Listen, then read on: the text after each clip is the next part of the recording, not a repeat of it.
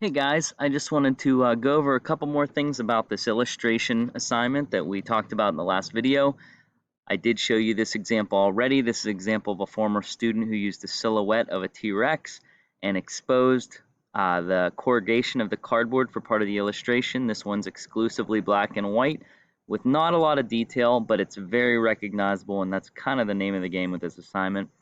This one, although very recognizable and still a silhouette of the human face, has additional colors added. So there was some acrylic paint added to the background. So you've got some flexibility, you've got some options. The corrugation, of course, was the exposed section where the hair was supposed to be. These are a couple illustrations too that were also created by former students. You can see where they chose to expose their cardboard, and this one kind of showing the motion or kind of rocks coming off the road as the skateboarders passing by, and sort of the keystone effect of the street getting smaller in the background. This one is of someone with a jetpack, and you can see kind of the flames and the smoke coming out the back, headed into outer space. These examples I showed you already in class, but just to kind of review, something simple is often the best solution. Deciding strategically where you want to expose that corrugation, especially if you're a hybrid student. If you're a remote-only student and you don't have access to an X-Acto knife to do this, then I can totally understand where maybe you would skip that portion of the assignment. Instead, maybe you might choose to add color or paint in a specific spot to draw attention to that. But if you are in class with me, are going to add this type of technique to your design somewhere.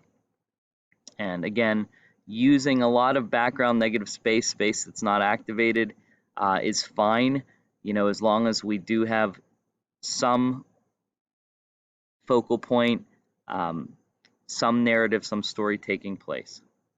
And sometimes you can create something that's a little more complicated than a silhouette, and you can see in this example that that's the case. You can also be creative about the way you tear the corrugation if that affects your design. And again, this is one with a little more detail than just simply a silhouette.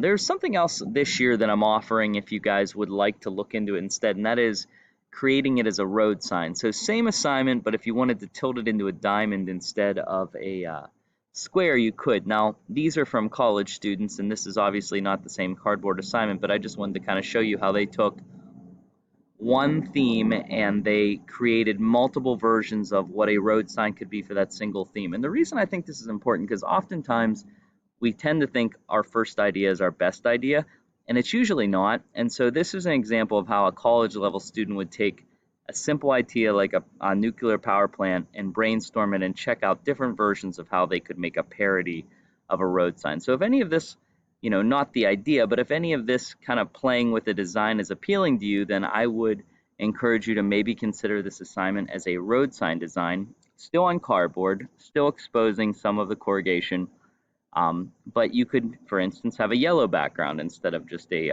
cardboard background if you wanted.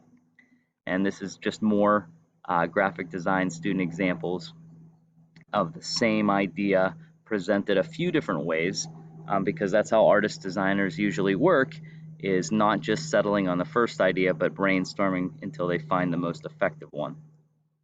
One last example of something very simple, but you could see so many different ways of explaining that or showing that. Now this is a third option. So the first option was just to create an illustration, a narrative, a story of your choice. The second option was to create it in a diamond format and create a road sign. The third option would be to take a famous work from art history and to reproduce it as a cardboard illustration. So this is made by an art teacher that I follow on Instagram, who I really love her work.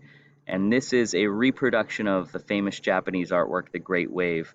And so this is a zoomed in version. You can kind of see the corrugation and how that all worked. But in this particular case, they used a Sharpie, they used a white paint marker and white Prismacolor colored pencil, which we can certainly do, along with the corrugation to create lots of different textures and made it very visually appealing. So if you wanted to take that route where you were reproducing or creating a parody of a famous artwork, that would be fine. And here's another one that she did of Vincent van Gogh's Starry Night. which is one of his most famous artworks, and you can see how she reproduced this on a piece of cardboard, exposing certain sections, but mainly in Sharpie and white. So all of our assignments are usually inspired by some artist, and the artist that kind of inspired this idea for me this time around is the London-based artist named Banksy. And if you're not familiar with Banksy's work, Banksy's a graffiti artist. There's a lot of controversy surrounding his work, and we, even to this day, after years of him working, do not know his identity.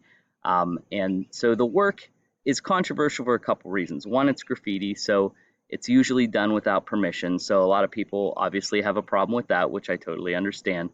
But it's captivated a lot of audiences, not just in the UK, but also he's come to the United States and done some work too. But the reason I think it kind of fits in with what we're doing is if you look at it, they're pretty simple, mostly black and white designs. They're made with stencils that he would apply very quickly to the wall, but he also often uses the wall itself in the design. And I thought that this was a great example of that and how that kind of reminds me of how this could have very easily been done with the corrugation of cardboard. And we can see kind of a relationship, how it tells a story. It's got a simple black and white graphic look to it, but it definitely also uses its surroundings in the artwork. And he also usually likes to make some kind of social or political commentary in his work. So if we didn't look at the flowers here, and you look at this person who's about to throw something, you might assume what they're throwing is, like a grenade or a bomb or something like that. And, this is a little bit of a sense of humor that it's a bouquet of flowers instead. And he will often create messages that have to do with things that are going on in the world, and sometimes have to do with like historical situations or race-related issues. For instance, this is this young girl who's painting these patterns over a swastika, a piece of Nazi graffiti that she's covering up. And so, that's obviously a commentary. It's not just to make an attractive work of art. A lot of times he's giving us things to think about. Here are a couple other ones. And a lot of times his artwork has to do with poverty or championing the folks that don't have somebody speaking for them. So this one is about homelessness. A couple other examples.